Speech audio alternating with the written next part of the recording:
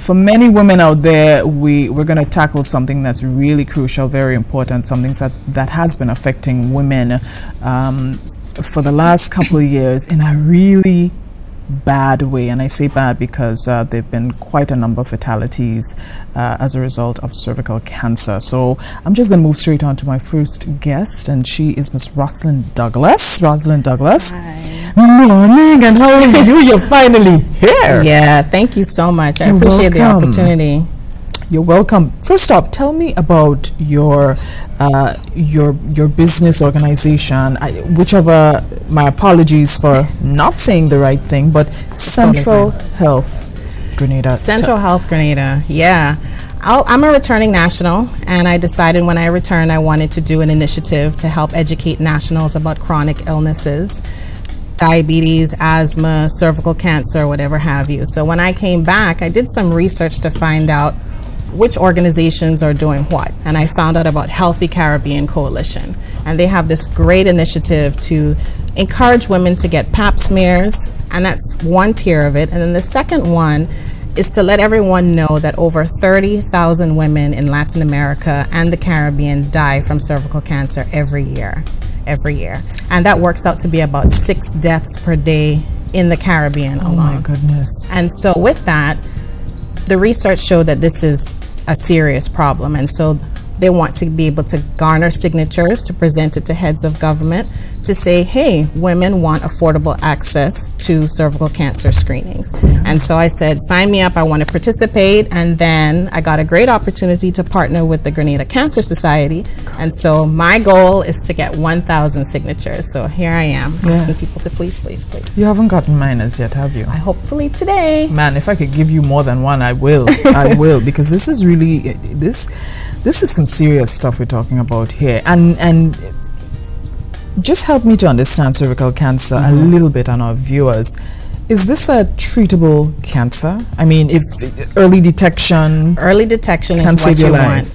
You know, we hear a lot about sexually transmitted diseases. We hear about the HIV, we hear about gonorrhea and syphilis, but this one is HPV, human papillomavirus. That's right. It's the commonest cause of cervical cancer. So what that means is we want women to go in, sexually active women to go in to get screened, get their pap smear. Now there are other tests that you get results faster. Now it's like the VIA, which is like a visual inspection acidic test where they put vinegar over the cervix and they're able to see within a few minutes if there are changes to the cells.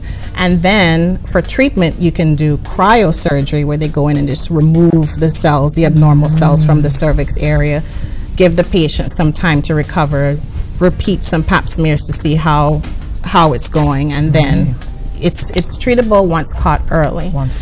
But this is why it's really important for women to have pap smears. So the campaign, really, I'm going to be doing it, encouraging people to do it with their smartphones and their apps and everything else that they have, all the laptop and iPads and everything else. If they go to endcervicalcancernow.org. That's endcervicalcancernow.org.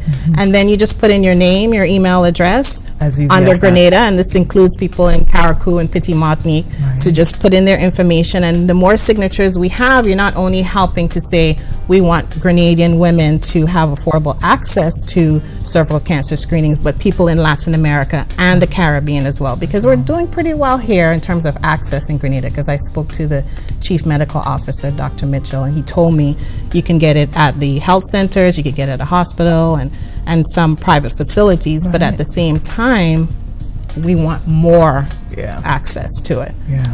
Is there, before we wrap up, is there a particular high-risk group? Is there that you Great question. can highlight for Great us? question. I would say that the statistics show that the Caribbean has the highest prevalence of HPV in the Americas.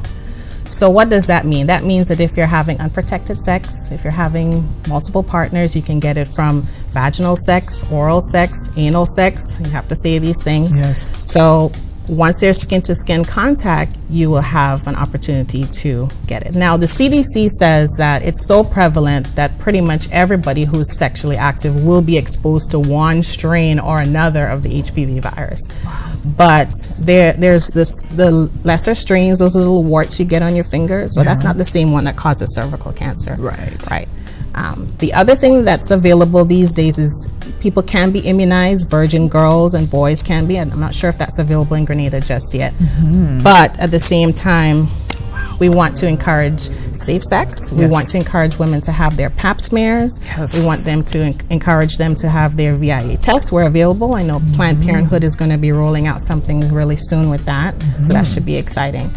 And to please sign up for the campaign, the End Cervical Cancer Now.org. Definitely. Fantastic. I'm so glad that you stopped by. Thanks for having me. And because this is a short and sweet one, I am extending the invitation to you to stop by pretty soon to do a follow-up. So we can do a follow-up and we can target some other areas, because I think now more than ever, because there's such a rise in chronic illnesses and everything else that comes, the really bad stuff, I think it's important that persons know, hey, you need to do this. We need to keep driving it home. They know they got to do it, and they always hear they have to do it, but are they doing it? So I think, it's like your child keep doing something and you're like, don't do it, don't do it, don't do it. Eventually, they get the picture. I guess we got to drive it home. To be blunt, sex is pleasurable. So, to tell someone not to do it is kind of difficult, especially, but at the same time, we don't want to look at just as a women's issue alone. We want to say that men can have the HPV virus and pass it on to other people, but there's no research